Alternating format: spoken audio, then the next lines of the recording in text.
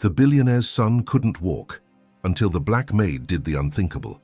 The ballroom was alive with crystal chandeliers, dripping light across a sea of tuxedos and silk gowns, but Jonathan King barely noticed. His eyes kept drifting to the far end of the room, where a young boy sat in a wheelchair, his small hands gripping the armrests like they were the only thing holding him to this world. The boy's dark curls fell across his forehead, almost hiding the sadness in his eyes. Jonathan swallowed hard, his champagne untouched, because something about that face that felt like looking into a mirror he'd hidden away for decades.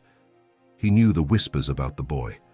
Michael King, his own son, couldn't walk, not since birth, according to the press.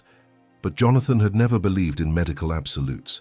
Still, the boy's condition had been shrouded in privacy, guarded fiercely by Jonathan's father, the real estate tycoon Richard King. Tonight was supposed to be a celebration, Richard's 70th birthday, but all Jonathan could think about was the woman leaning close to the boy's ear. She was dressed in a plain black maid's uniform, her dark skin glowing softly under the lights, her eyes sharp yet tender as she whispered something to Michael. Jonathan saw it.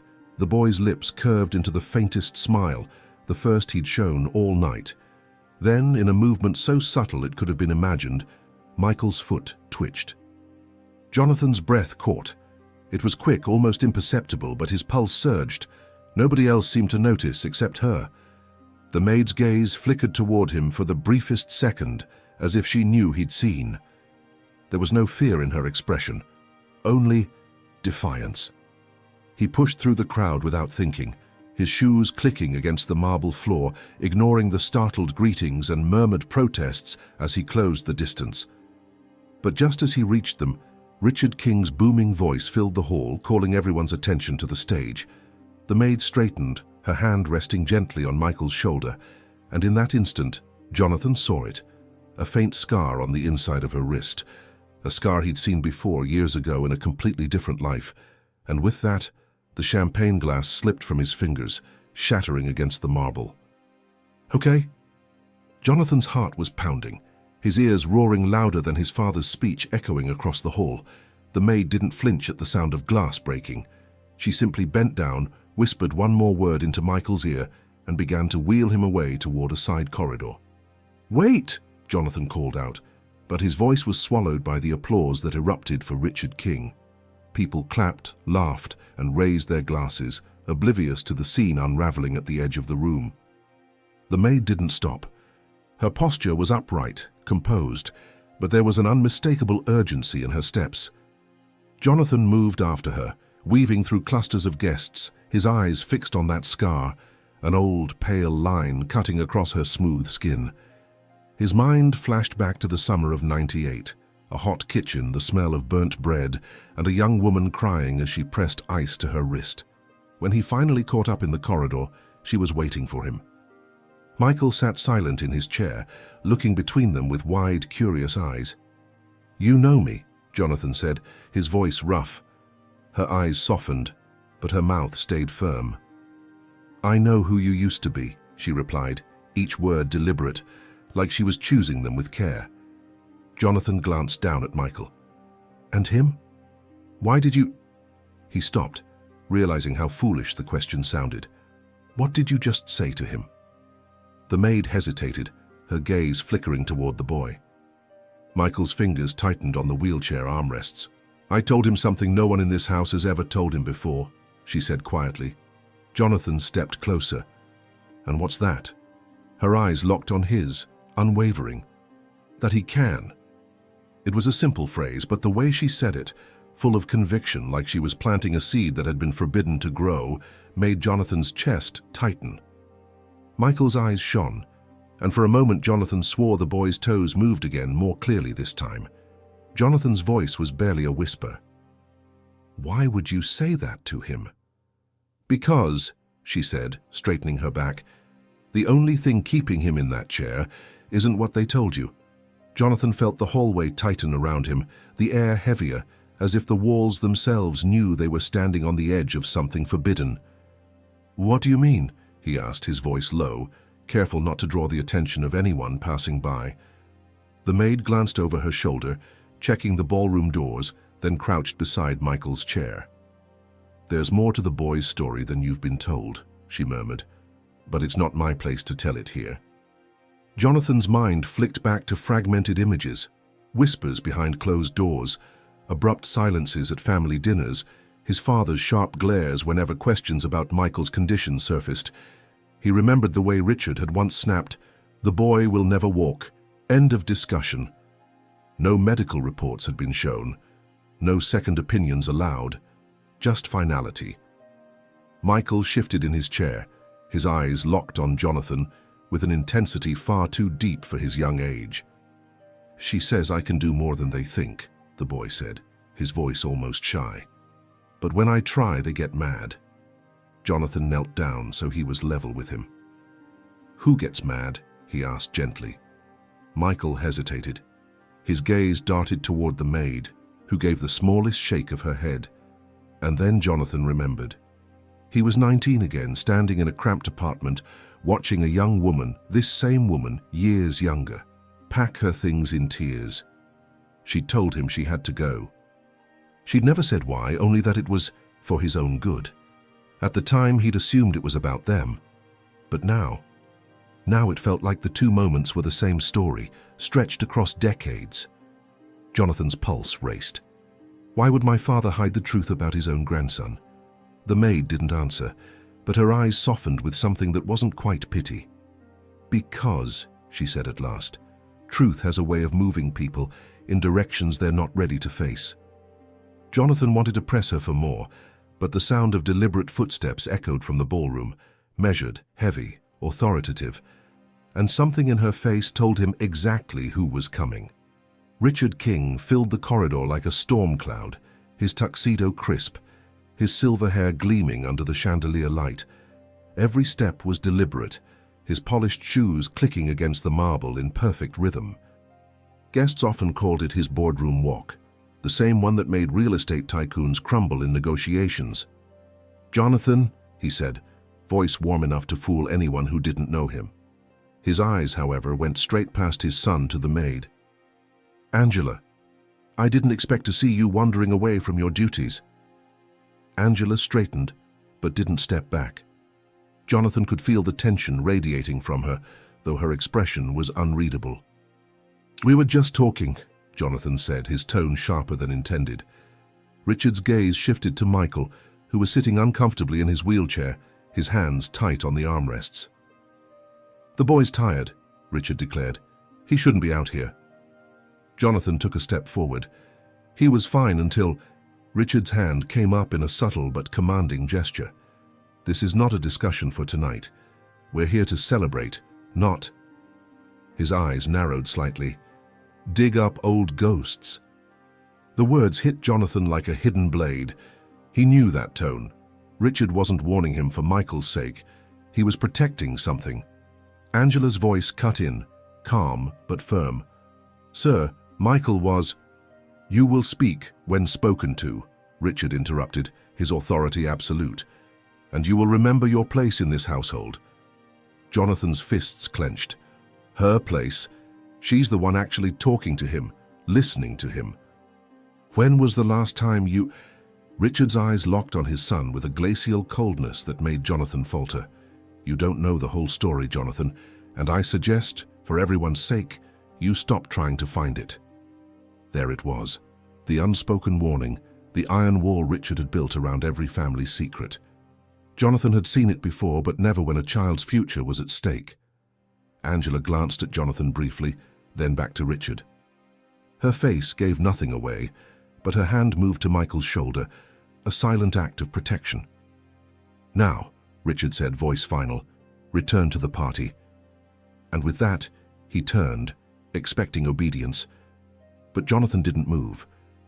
Jonathan stood his ground, his pulse hammering in his ears. Richard was already halfway back toward the ballroom, confident his authority had ended the matter. But then Angela leaned down beside Michael, her voice so low Jonathan barely caught it. "Show him," she whispered. Michael's small hands trembled as he reached for the lap blanket covering his legs. Slowly he pushed it aside, revealing thin legs in neatly pressed trousers. Jonathan noticed something the tabloids had never shown. His calves weren't withered the way doctors had described. They were lean, yes, but strong-looking, as though they'd been used. Jonathan crouched, his eyes wide. "Michael, have you stood before?" The boy's gaze flickered to Angela, who gave a single nod. And then Michael gripped the armrests, took a slow breath and, shaking slightly, lifted himself an inch off the seat. It wasn't much, just the faintest rise, but it shattered years of certainty. Jonathan's throat tightened. "My God. They've been lying to you." Angela reached into the pocket of her apron and pulled out a small, worn object. She placed it gently in Jonathan's hand. It was a key, old brass, scratched from years of use. "What's this for?" he asked. Her eyes held his, steady and unflinching. "It opens the only room in this house your father has kept locked since before Michael was born." Jonathan's fingers closed around the key, its metal warm from her touch. He could almost feel the weight of the truth pressing into his palm. From inside the ballroom, Richard's voice boomed again, calling for Jonathan. The party roared with applause, oblivious. Jonathan looked from the key to Michael, then to Angela. "Why are you giving me this?" Angela's lips curved into the faintest, bittersweet smile. "Because I can't open it without you." And before Jonathan could respond, Michael whispered, "Dad, please." Jonathan's heart clenched at the word Dad. It was the first time Michael had ever called him that, and it landed with a force that left him momentarily breathless. The sound of it cut through the noise of the party, through the years of distance and unanswered questions. Angela's eyes flickered to the ballroom doors. "You can't let him see the key, not yet," she murmured. Her voice carried a warning layered with urgency. Jonathan slipped the key into his jacket pocket, the weight of it burning like a brand. "Where is this room?" he asked.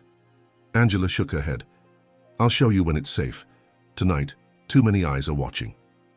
She knelt beside Michael and pulled the lap blanket back into place, her movements practiced, disguising what had just happened as though it were nothing at all. Richard's voice thundered again from the ballroom, calling for his son with a warmth that Jonathan knew was purely for show. "Jonathan, the guests want a word from you." Jonathan glanced at Michael, who was now staring down at his hands. "We'll talk later," he said softly, and the boy nodded without looking up. Back in the ballroom, the applause swelled as Jonathan stepped onto the stage beside his father. Richard's arm wrapped around his shoulders in a display of fatherly pride, but the grip was too tight, almost possessive. "My son," Richard announced, "the future of the King legacy." The cameras flashed. Jonathan forced a smile, every muscle in his face resisting. He could feel Angela's presence somewhere behind the crowd, her steady gaze on him like an anchor. When the speeches ended, Richard leaned close enough for only Jonathan to hear. "Whatever you think you're looking for, it's better left buried. Family survives on loyalty, not curiosity." Jonathan didn't answer, but his hand instinctively brushed the shape of the key in his pocket. For the first time in years, he felt a pull stronger than his father's shadow, an urgency to uncover whatever had been locked away. Somewhere behind him, Angela was moving through the crowd, her steps purposeful. And Jonathan knew without doubt that the night was far from over. The party lingered deep into the night, but Jonathan barely tasted the champagne or noticed the elegant music drifting from the string quartet. Every time he caught a glimpse of Angela moving between guests, balancing trays with practiced grace, his mind returned to the key in his pocket and the way Michael had lifted himself from that chair. At one point, Jonathan slipped away from a group of business acquaintances and found himself standing near the long row of arched windows. Beyond them, the city lights stretched endlessly, but the glass reflected something else.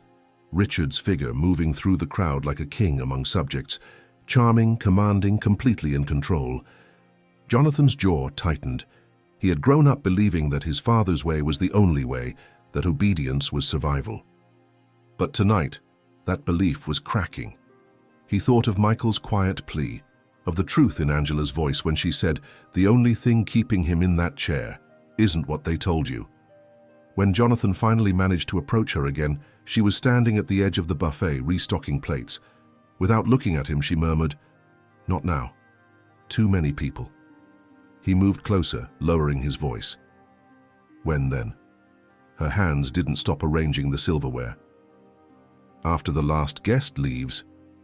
There's a servant's stairwell by the east wing. Wait there. Jonathan hesitated.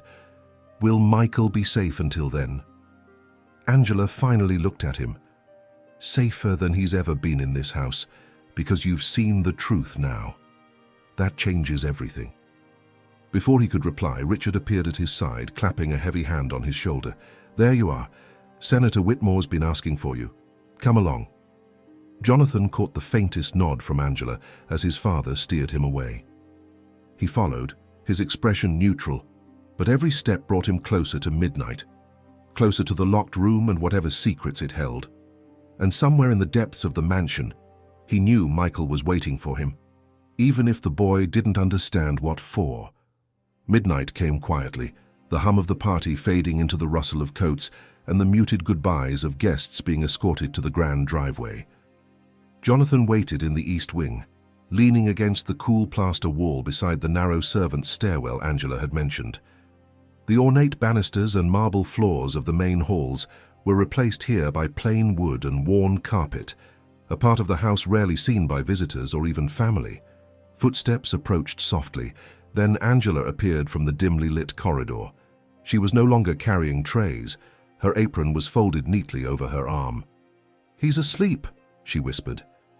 "We have to be quick." Jonathan followed her up the narrow stairs, their footfalls muffled. "What's in this room?" he asked. "You'll see," she replied without turning. "But you need to prepare yourself. It's not just about Michael, it's about you too."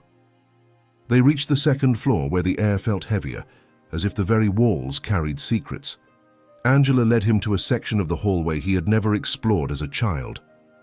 At the very end stood an unassuming wooden door, its paint slightly chipped, a brass keyhole glinting in the low light.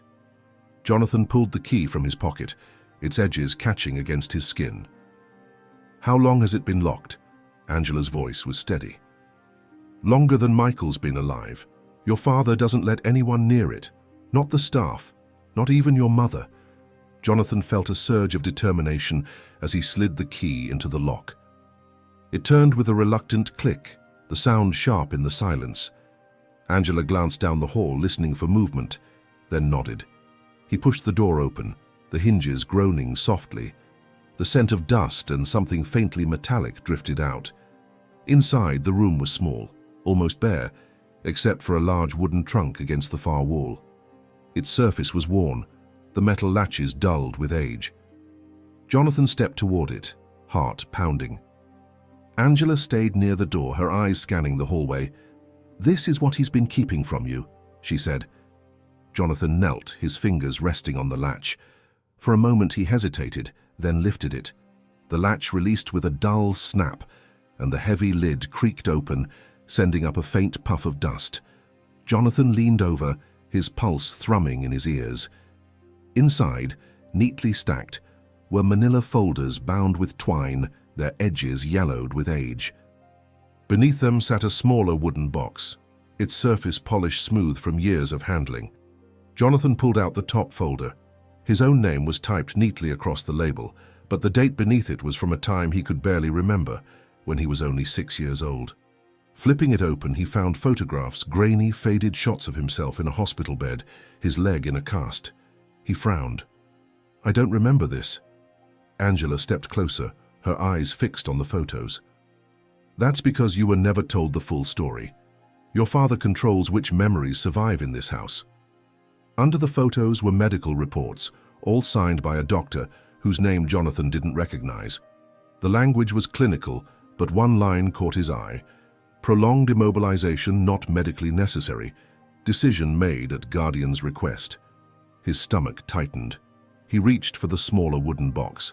It was surprisingly heavy, the brass clasp cool under his fingers. When he opened it, he found a collection of items, small, personal. A child's drawing in crayon depicting a man holding hands with a boy in a wheelchair, a silver pendant in the shape of a key, and at the very bottom, folded so many times the paper felt fragile, was a letter. Jonathan unfolded it slowly. The handwriting was uneven, as if written in haste. If you're reading this, it means he hasn't destroyed everything. I had to leave for your sake. They told me lies about you, about what you could and couldn't do. I couldn't watch them do the same to him. Jonathan froze. This is from Michael's mother, isn't it? Angela's gaze didn't waver. Yes, and she wanted you to know the truth. Before Jonathan could ask another question, footsteps echoed faintly down the hall. Heavy, deliberate, unmistakable. Angela's face tightened. He's coming, she whispered.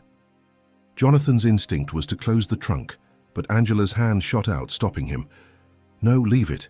He needs to see that you've opened it, she said quickly, her voice low but urgent.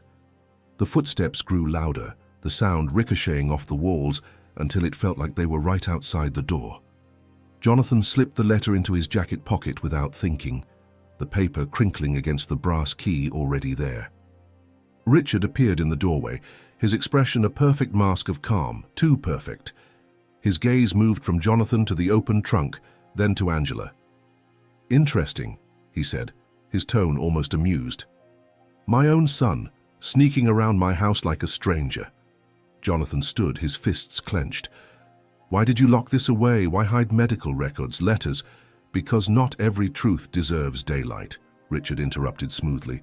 Some things are better left contained. Angela took a step forward. You mean controlled? You kept Michael in that chair for the same reason you— Enough, Richard snapped, his voice sharp as a whip. The air seemed to tighten in the small room. You forget your place, Angela. Jonathan's voice rose. Her place is protecting my son from you. Richard's eyes narrowed, a flicker of something dangerous passing through them. Careful, Jonathan. You think you've found answers, but you've barely scratched the surface.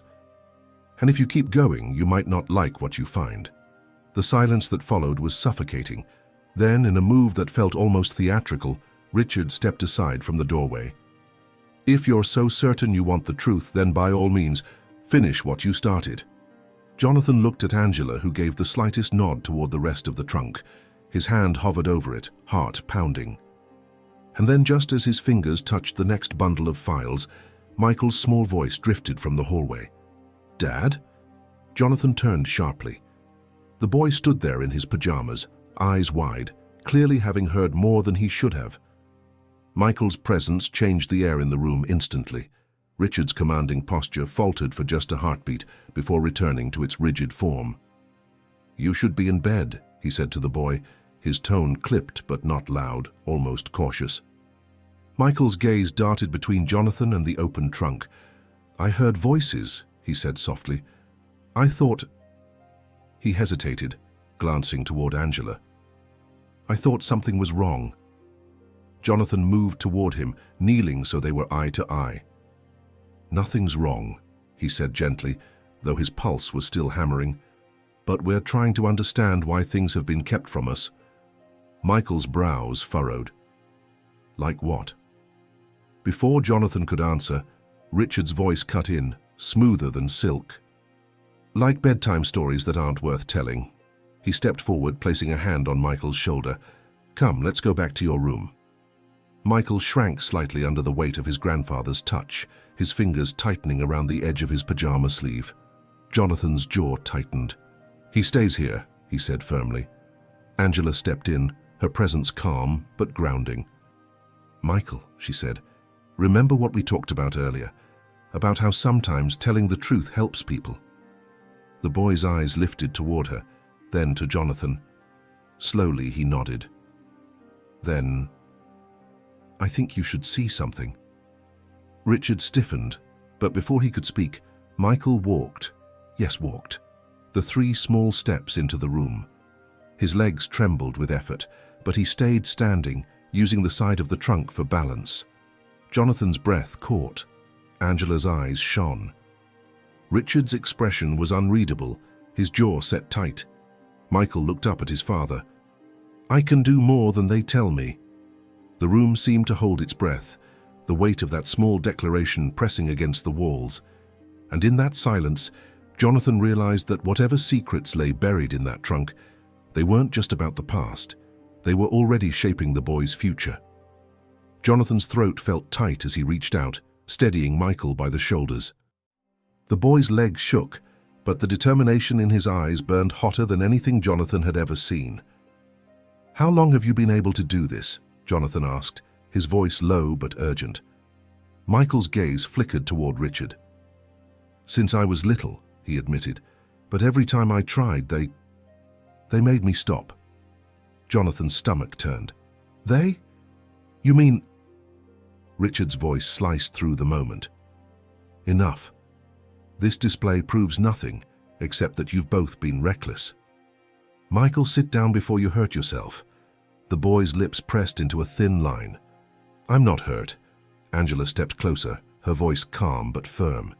"He's stronger than you've let anyone believe, Richard. You've kept him small on purpose." Richard's glare was sharp enough to cut glass. "And what would you know about purpose? You've been here long enough to understand that some truths destroy more than they free."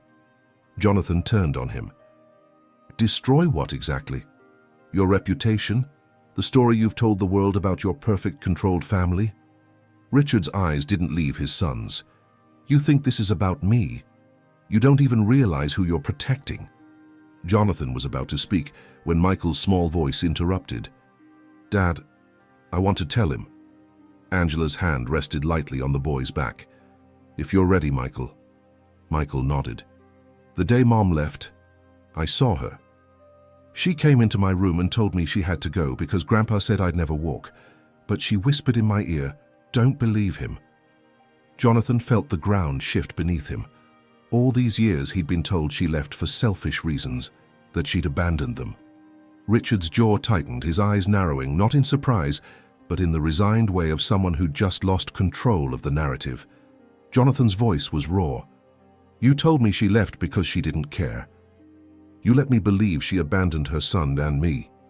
Richard's expression hardened. "She made her choice and you've made yours. But neither of you understood what was at stake." Angela folded her arms, her gaze unwavering. "What was at stake, Richard? Or who? Because it's starting to look like this was never about protecting Michael. It was about controlling him." Jonathan's mind flashed back to the letter in his pocket, to the uneven handwriting and the desperate tone. I couldn't watch them do the same to him.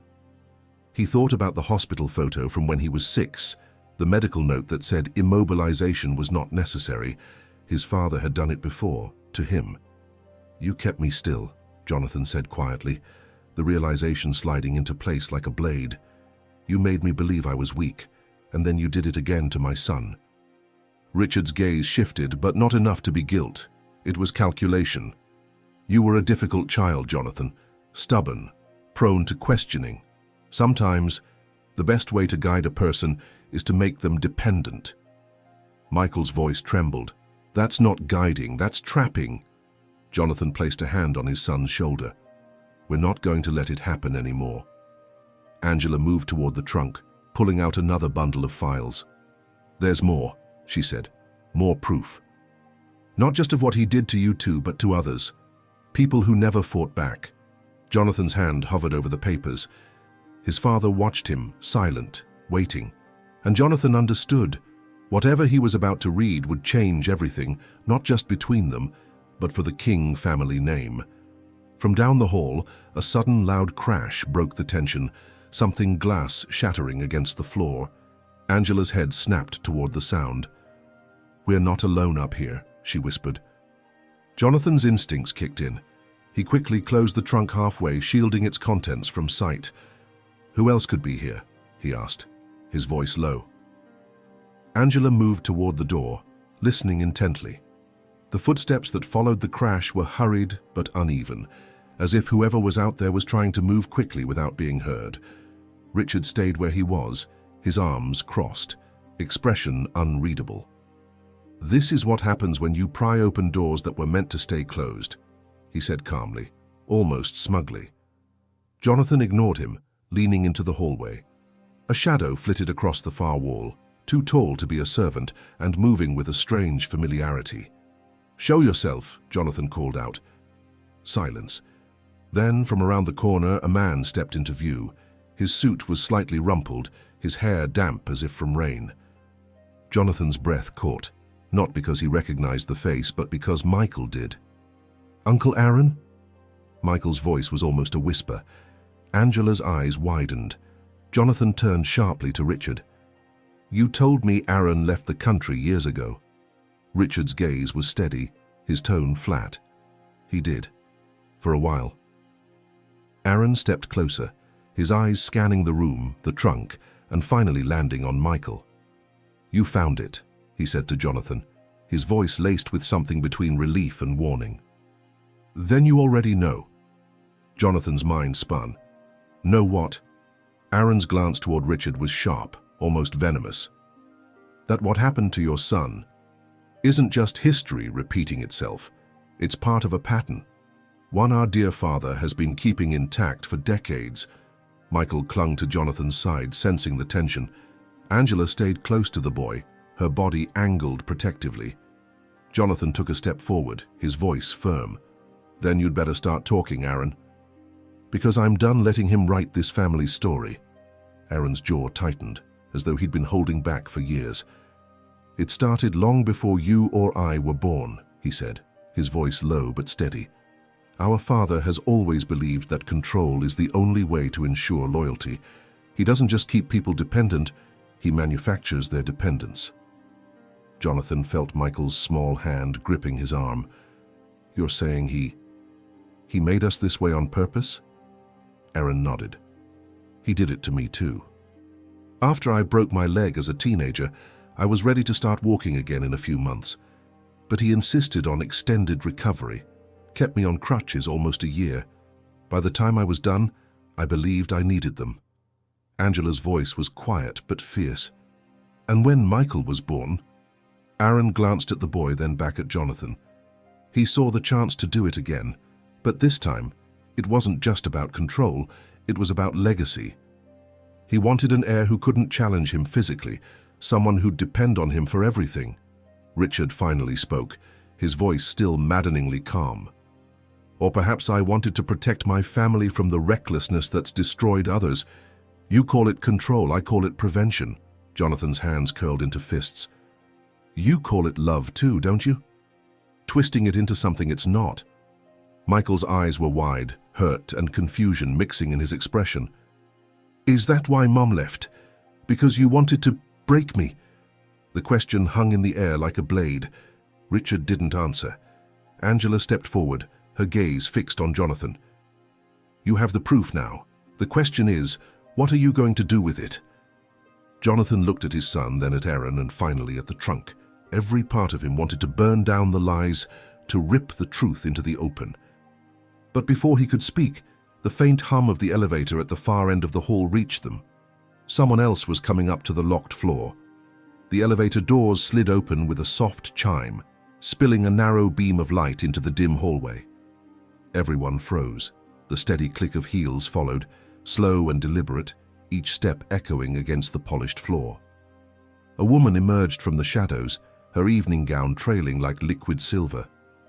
Her dark hair was pinned elegantly, but there was something sharper in her posture, control, purpose. Jonathan's breath caught when her face came into focus.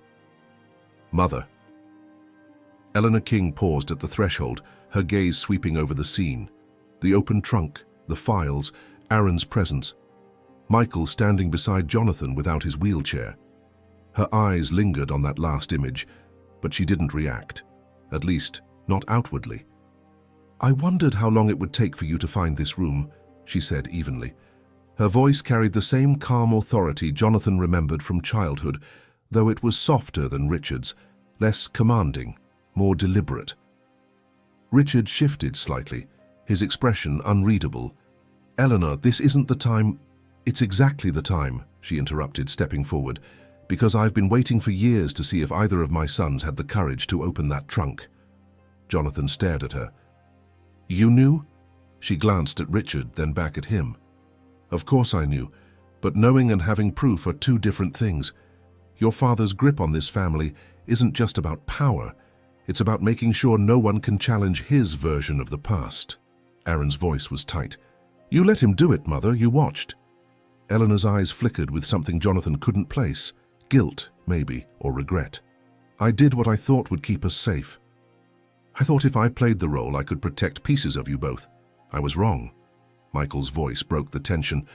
"Does that mean you can help us now?" Eleanor turned to him, her expression softening. "If you're ready to hear the whole truth, yes." But Richard's voice came low, almost dangerous. "Eleanor, think very carefully before you say another word." Eleanor didn't flinch. "I've been thinking carefully for 20 years, Richard," she said, her voice steady but carrying an edge. "And every year I've stayed silent has cost us more than you realize." Jonathan stepped closer to her, his mind racing. "Then tell me. Tell him," he said, nodding toward Michael. Her gaze softened on the boy. "Your mother didn't leave because she stopped loving you, Michael. She left because she found out what was happening, and she knew she couldn't fight your grandfather alone." Michael's brow furrowed. "You mean the lies about me?" Eleanor nodded. "Yes, and about Jonathan too. When your father was a child, Richard," she stopped, glancing briefly at her husband. "He manipulated doctors, paid them to overstate injuries. He told the world his son needed care. He didn't. He convinced you, Jonathan, that you were weaker than you were." Jonathan felt a hollow ache in his chest. The missing pieces of his childhood were clicking into place, but they were jagged and sharp. "And you just stood by?" "I thought I could shield you from the worst of it," Eleanor said quietly. "I didn't understand that by staying I was helping him keep control." Aaron's voice cut in, bitter. "So you let him do it to Michael too?" Eleanor's eyes flickered with pain. "No, I tried to stop it. That's why your mother—" She stopped, catching herself. Why her visits became fewer. Richard made it impossible for her to get close without supervision. Angela, who had been silent until now, spoke up. "So she gave me the key." All eyes turned to her. Eleanor tilted her head slightly, studying the maid. "You've known all along, haven't you?" Angela's chin lifted. "I promised her I would watch over him until the right person came for the truth." She looked directly at Jonathan. "That's you." Richard's voice dropped to a cold whisper. "And what do you think you're going to do with this truth?" Jonathan met his father's gaze, feeling the weight of years pressing between them. "I'm going to make sure Michael grows up knowing he's not broken. That he never doubts what he can do." Richard's lips curved into something between a smirk and a warning. "And you think exposing me will accomplish that? You'll tear this family apart." Aaron stepped forward. "It's already torn. You just made sure no one noticed the cracks." Eleanor's voice was softer now but resolute. "Richard, you've always cared more about control than connection. But you don't see what's happening. You're losing the very people you think you own." Richard looked at her, the faintest flash of something crossing his face, hurt or maybe just irritation. "They're my family," Angela's voice cut in, steady as steel. "Families are built on trust, not chains." Jonathan turned to Michael, kneeling so they were eye to eye. "What do you want to do, son?" Michael's answer came without hesitation. "I want everyone to know the truth. I don't care if they believe it or not. I just want to stop pretending." Jonathan swallowed hard, pride and sorrow mixing in his chest. "Then that's what we'll do." Richard let out a quiet laugh, the kind that never reached his eyes. "You think you're ready for that kind of war? You have no idea who will side with me when this gets out." Aaron crossed his arms. "Then let them pick. At least they'll be choosing based on the truth, not your lies." Eleanor glanced at the trunk. "There's more in there, enough to prove every word." Jonathan reached for another folder, his hand steady now. "Then let's see all of it." But before he could open it, Michael suddenly stepped back, his face pale. "Someone's listening," he whispered. They all turned toward the half-open door. In the dim hallway just beyond the threshold, a shadow shifted. Jonathan was the first to move. He crossed the room in 2 quick strides and yanked the door fully open. The hallway was empty, at least at first glance. But then he saw it, the faintest movement near the far corner, the trailing hem of a dress disappearing out of sight. Eleanor stepped into the hall, her eyes narrowing. That wasn't one of the guests. They've all gone home. Angela's tone was sharper. "It's one of the staff, someone who reports to him." She tilted her head toward Richard without looking at him. Richard stayed where he was, his expression unreadable. "You seem to think everyone in this house is part of some conspiracy." Aaron shot him a look. "Because they are. You've been building it for decades." Jonathan turned to Angela. "Can you catch up to her?"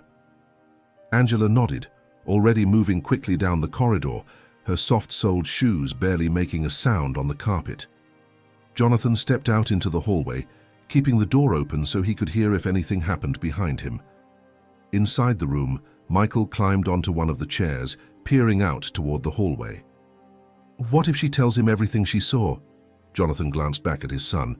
"She probably already works for him, which means we have to move faster." Eleanor returned to the trunk, lifting out another folder and flipping through it quickly. "Jonathan, these files aren't just about you and Michael. There are names here, families I recognize. He's been doing this to other heirs, keeping them dependent so he can control their fortunes." Aaron's voice hardened. "Which means this isn't just a family scandal, it's a crime." Jonathan's grip tightened on the doorframe. He looked back toward the far end of the hall where Angela had disappeared. "If she can't stop that woman, we'll have company sooner than we think." And as if on cue from somewhere deep in the mansion, a phone began to ring, an old shrill sound that seemed to cut right through the air. The ringing echoed through the hallway, bouncing off the high ceilings. It wasn't the chime of a cell phone. It was the heavy metallic tone of the old landline Richard kept in his private study. Jonathan had only heard it a few times in his life, but he remembered one thing clearly. When that phone rang, it was never good news. Richard's eyes flicked toward the sound. "Stay here," he ordered, his voice calm but firm. "No," Jonathan said instantly. "If that call has anything to do with what we've found tonight, I'm not letting you take it alone." Before Richard could reply, Angela reappeared in the doorway, breathing lightly but with urgency in her eyes. "She's gone. Took the service elevator straight down to the garage." Aaron swore under his breath, "which means she's calling someone, or she already has." Eleanor set the open folder on the trunk, her voice sharp. "Jonathan, if you're going to act, you need to do it before whatever's on that phone reaches the wrong ears." Richard's gaze swept the room, landing on Michael. "And what if acting means dragging your son into a fight he's not ready for?" Jonathan crouched in front of Michael. "This is about your life, and I won't make a move without you knowing what's coming." Michael's voice was small but steady. "I'm ready." Jonathan stood, feeling a clarity settle over him. "Then we go to the study. Now." Richard stepped into the doorway, blocking their path for a moment. Their eyes locked, a silent battle that had been building for decades.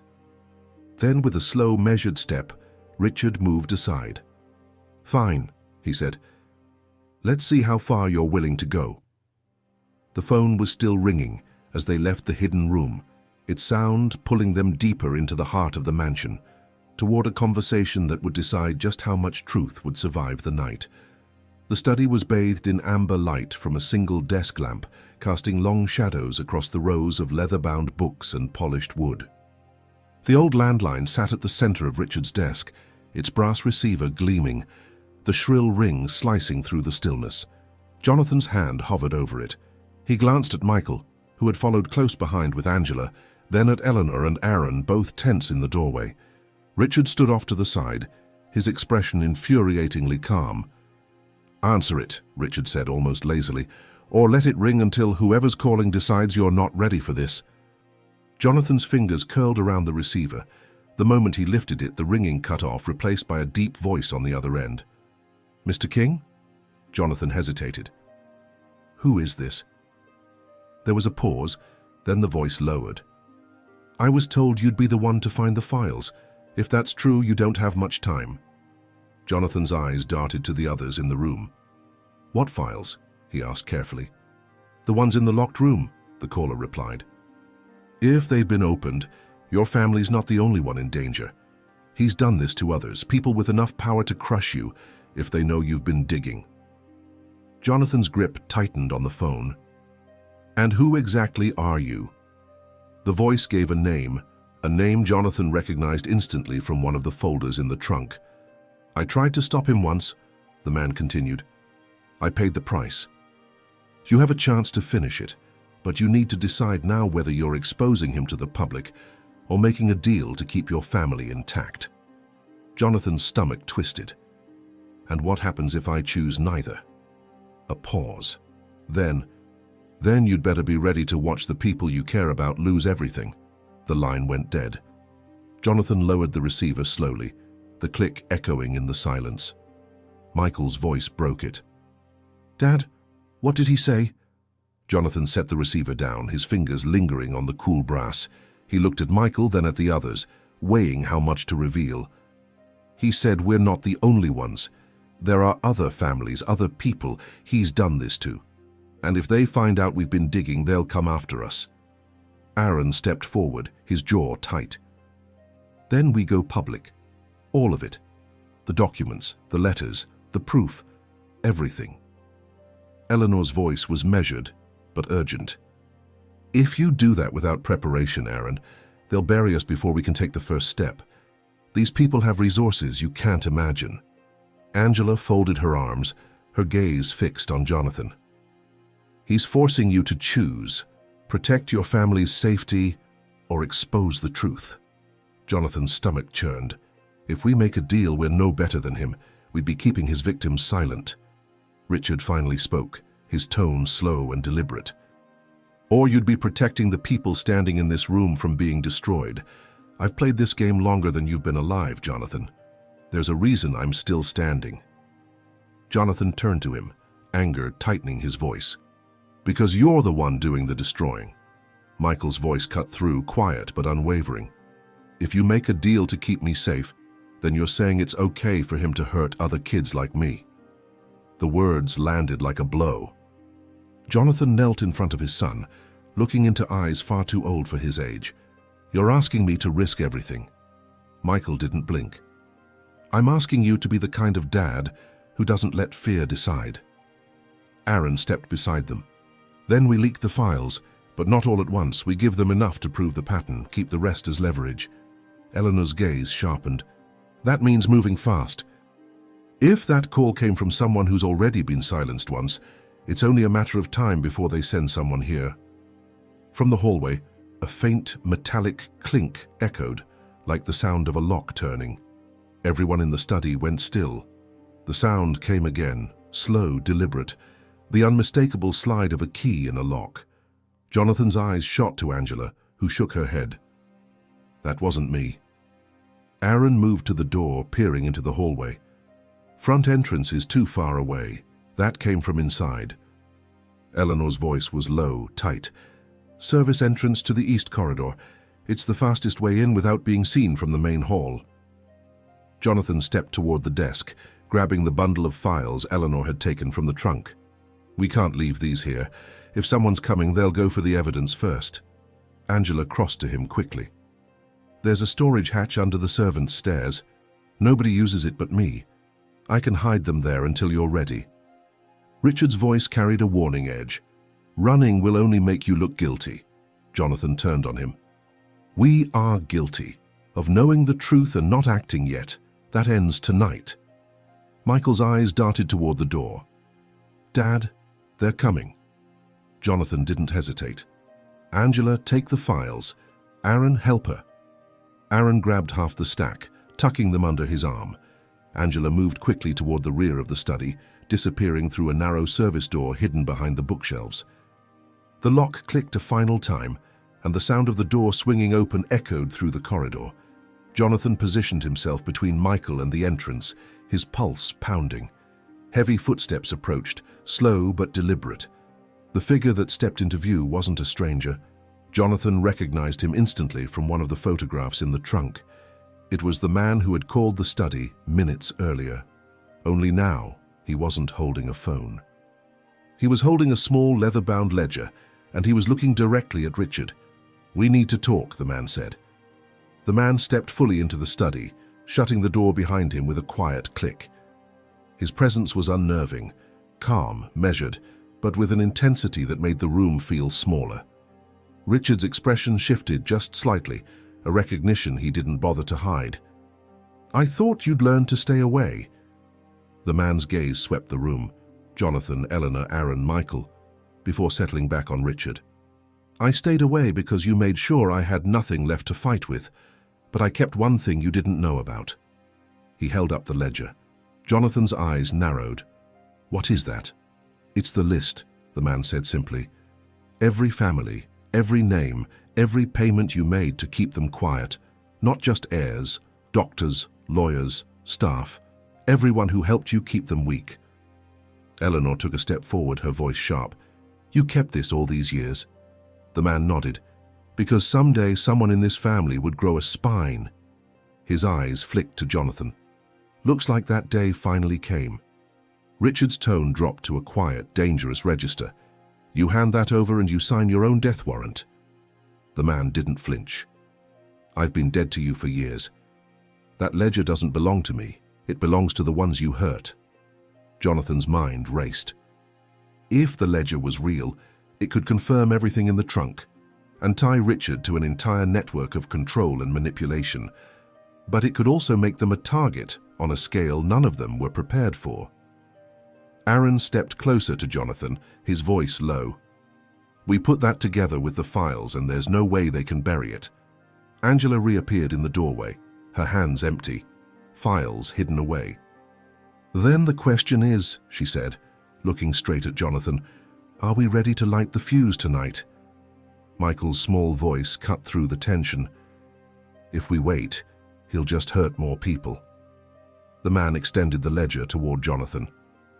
"Last chance. Take it, or I walk out that door and do this my way." Jonathan's hand hovered over the ledger, his mind racing with the weight of the choice. If he took it, there would be no turning back, no quiet solution, no deal to keep things contained. It would mean war, not just with Richard, but with everyone named inside.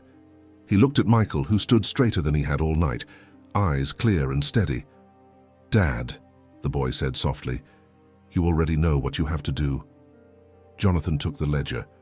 The leather was warm from the man's grip, its weight somehow heavier than the stack of files Angela had hidden. He opened it just enough to see the neat, meticulous handwriting, names, dates, amounts, and notes that left no room for doubt. Richard's voice was ice. "You won't survive this, Jonathan. None of you will." Eleanor stepped closer to her son, placing a hand on his shoulder. "Then we go down telling the truth. At least we'll still have each other." Aaron crossed his arms. "And we won't be the ones living in fear anymore." Angela glanced toward the window. "Then we move now, before the house wakes up and he can lock us in."